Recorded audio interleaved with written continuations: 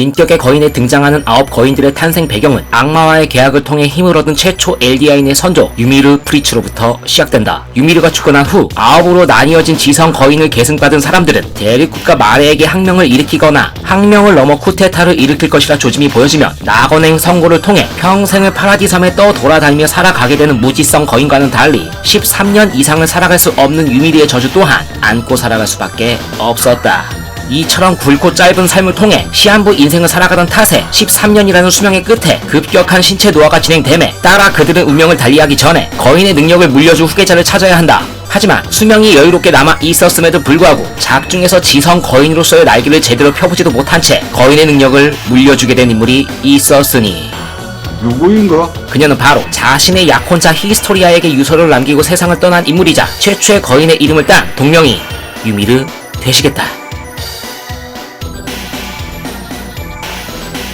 어린 시절 부모도 이름도 없이 음침한 거리에서 불황자로 지내던 그녀는 이러한 생활을 타개할 수 있는 마땅한 방법이 없었기 때문에 자신에게 다가오는 어떠한 손길이든 적어도 작금의 생활보다는 더 화창할 것이라 생각했을 것이다. 이렇게 정체 모를 사람에게 득템을 당한 그녀는 시궁창 같은 생활로부터 해방되어 유미르라는 이름을 얻고 조력자들에게 힘을 입어 사이비 종교에서 왕가의 진정한 혈통이자 불멸의 존재로 찬양받기 시작한다. 자신이 결코 쓸데없이 태어난 존재가 아닌 것이 사람들의 숭배를 통해 확인되자 깨가 쏟아질 법한 기쁨이 무르익게 되자 마치 수학을 재촉이라도 하는 듯 동네 견찰들의 러쉬에 자신을 섬기던 성도들이 속수무책으로 무릎을 꿇게 된다. 그렇다. 여지껏 시조 유미르라 칭했던 자신의 존재로 그것에 대한 실체와 허상 사이를 넘나들며 성도들을 희망의 빛으로 안내했던 그녀였으나 어제와 오늘에 있었던 응원과 격려의 탄력을 받아 허상에 빙의하여 그들을 구하고자 하였지만 끝내 마을 사람들의 돌팔매 세례와 함께 낙원행 선고를 받게 된 것이다.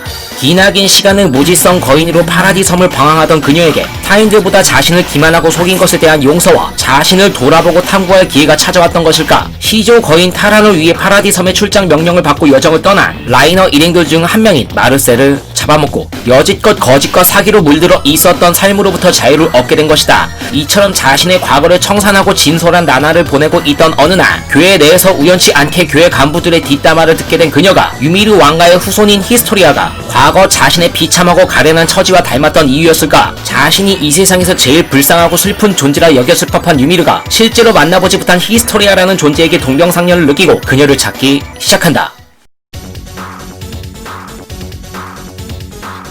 난세의 영웅이 될 법한 장신의 체구와 타고난 죽음깨가 트레이드 마크인 유미르. 히스토리아의 흔적을 찾아 히스토리아의 숨결을 찾아 히스토리아를 찾자 히스토리아에게 동질감을 느끼고 있었던 유미르는 그녀를 향해 조심스럽게 다가가기 시작한다. 센치한 분위기와 눈에 띄는 핏, 멋스러운 남성미가 물씬 풍기는 그녀는 신체 구조만 여성일 뿐 여성스러운 모습을 좀처럼 찾아보기는 힘든 듯하다. 애니메이션상에서 환심을 얻기 위해 군기 교육을 받고 피골이 상접해 있던 샤샤에게 사료를 먹여주던 히스토리아 앞에 유미르가 본격적으로 모습을 나타낸다. 초반 동료애라곤 전혀 찾아볼 수 없던 다른 단원들의 모습과는 달리 선한 영향력을 샤샤에게 전파하고 있던 히스토리아를 유미르가 목격하게 되자 자신도 모르게 히스토리아의 아리따운 목소리와 사슴과 같이 큰 눈망울에 빠져든가 더불어 풍성한 매력에 흠뻑 젖어들고 있었기 때문에 어떠한 계기가 됐던 그녀에게 다가오는 어떠한 상대든 간에 시세 많은 유미르의 감정을 숨길 수가 없었을 것이다. 비슷한 성장 배경 때문에 동정심으로 시작된 히스토리아를 향한 사랑의 감정은 쉽게 지치지 않는다는 것을 말해주듯 그녀가 어색해할 수 있을 것을 염려하여 농담 섞인 발언으로 히스토리아의 마음을 심쿵하게 만들어 놓기로 한다. 유미르가 히스토리아를 향한 마음이 이토록 껌딱지 같았던 것일까? 그녀가 가는 어느 곳이든 그녀가 어디 가서 무엇을 하든 그녀의 마음에 들어가기 위해 일거수일투족을 함께하고 싶었던 유미르였던 것이다. 그렇다. 이처럼 나만 바라보고 나만을 느끼고 있어야 한다는 유미르의 해바라기의 태도에 조금이라도 히스토리아에게 파리처럼 거슬리는 상대를 발견하게 되면 묘한 질투심을 드러내어 자신의 여자를 뺏기지 않기 위해 철두철미하게 지키는 모습을 보여주곤 한다. 이러한 모습들 하나하나 때문에 유미르와 히스토리아의 관계는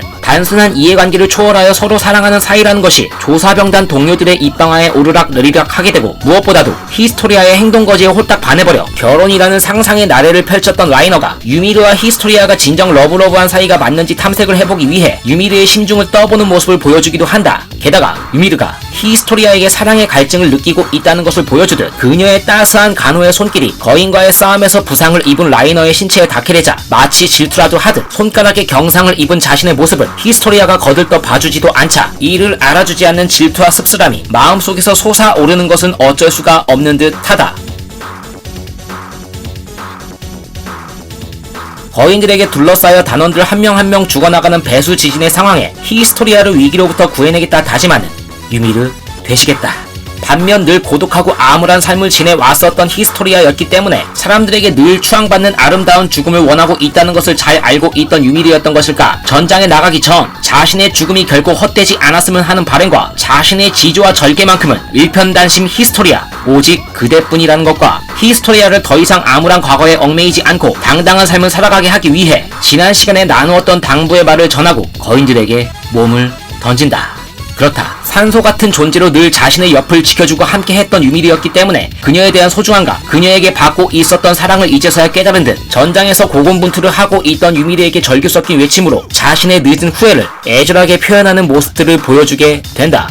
하지만 전투 후 완전 걸레짝이 된 유미르와 에렌이 라이너 일행들에게 납치를 당하게 된다. 김칫국을 항아리채 벌컥벌컥 들이킨 라이너의 얼척없는 언행에 비소를 짓는 것도 잠시 라이너에게 그녀를 향한 마음이 완전히 들켜버린 유미르였던 것이다. 두 번 다시 히스토리아를 볼 수 없다는 생각에 억장이 무너져 내리고 있었던 유미르였으나 우리와 함께 마레로 간다면 히스토리아의 안전을 보장할 수 있다라는 설득에 히스토리아의 미래와 안전을 위해 라이너를 따라가기로 결심을 굳히는 듯 했다. 그 무엇도 그 둘의 사이를 갈라놓을 수 없다는 것을 말해주듯 사방이 거인으로 둘러싸인 숲으로 자신을 구하러 온 히스토리아의 모습을 보고 사랑을 떠나 마치 집착에 가까운 모습으로 자신이 직접 히스토리아와 함께 마레로 동행할 것을 선택하였던 유미르였으나 자신의 안녕보다 히스토리아의 안전이 최우선이었기 때문에 사랑에서 애착 그리고 애착에 이은 집착으로부터 해방되어 결국 그녀를 그곳에 두고 라이너와 동행을 선택하게 된다. 시간이 흘러 유미르의 편지를 전달받게 된 히스토리아. 턱 거인을 계승해야 하는 죽음의 문턱에서도 오로지 그녀와 함께 하지 못한 것에 대한 후회와 미련 그리고 그녀를 이토록 사랑하는데 사랑의 정점을 찍지 못한 것에 대한 아쉬움이 히스토리아에게 제대로 전달됐던 것일까? 왕가의 핏줄 특성이 발현되어 내 여자 유미르가 그간 지내왔던 참혹하고 슬픈 인생사가 주마등처럼 히스토리아의 머릿속을 스쳐 지나가자 흐르는 눈물을 감출 수 없었으며 흐르는 눈물에 그녀마저 흘러가 버릴까봐 흐르는 눈물을 살포시 닦아보지만 텅 빈 가슴은 다른 어떠한 사랑으로 채울래야 채울 수 없는 빈 공간이 돼버린 듯 하다.